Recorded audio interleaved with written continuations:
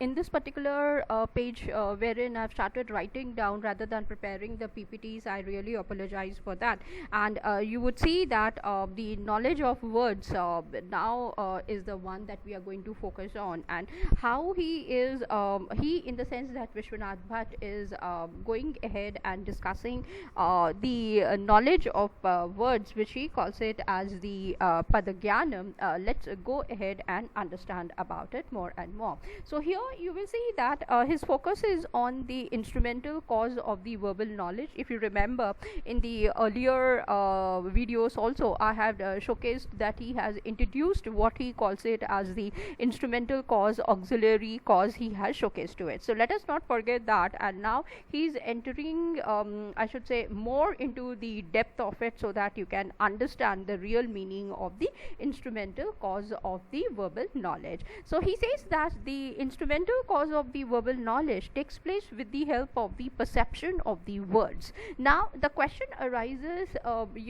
in what way he is going to distinguish the forms of the perception of words. And here you can see that yes, there are two forms. One which he calls it as the sense of hearing, and this is part of the verbal knowledge. And there is the other part which he says that the knowledge of words arising from seeing the scripts. Now what is a script is something that you will have to understand. Script are the textual scriptures which were available, and they were written by the experts, the teachers, the masters, the peers, the textual testimonies of the their teachers, you can say, or experts, and the well established text or the scriptures out here. So he says that the knowledge of these words also arises from seeing the scripts. Now I want you to focus on the words seeing the script.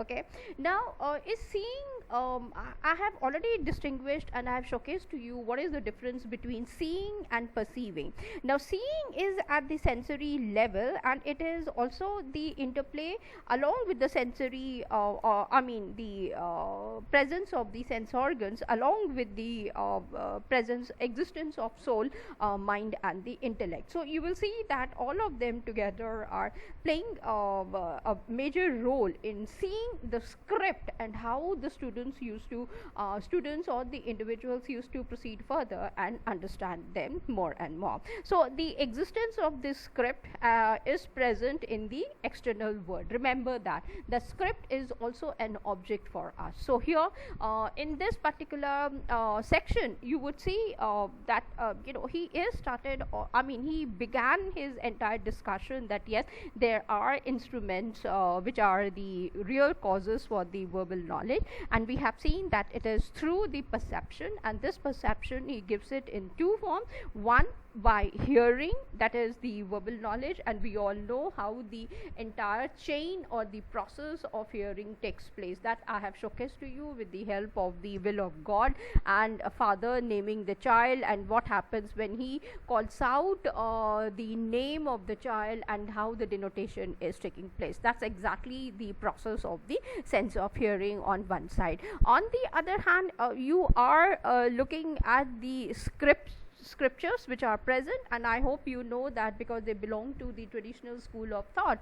And you will see that scriptures were the main means of learning, through the textbooks, or you can say the textual scriptures which were available, and they used to identify those the letters which were present in front of them. They used to read, recite, that repetition, everything was present, and they were able to see them and proceed further for the extra knowledge, you can say, or for proceeding further. Now this is something quite similar to what Pythagoras also introduces in his philosophy through the help of the musicos and theoreticos. Now theoreticos are the students who belong to this is basically acoustics and the mathematicos, and acoustics are the students or his disciples who were more and more interested to understand. They used to hear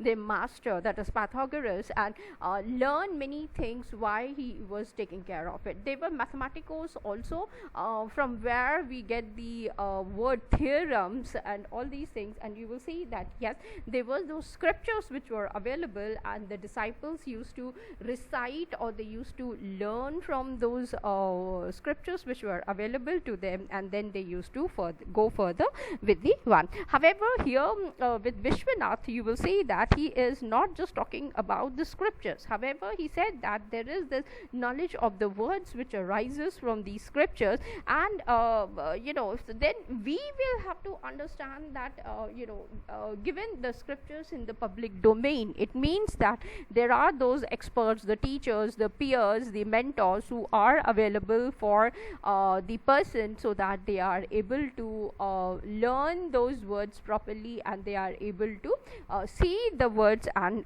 proceed further also. However, the important thing that you have to remember here is that presence of the scripts or the well established text, that's what I would say, or the scripture. Secondly, the words have to be present, and the individual has to have the capacity of seeing and reading the scripture, so that the soul, mind and intellect are able to function properly, and then the knowledge is taking place. So this is something that you need to remember.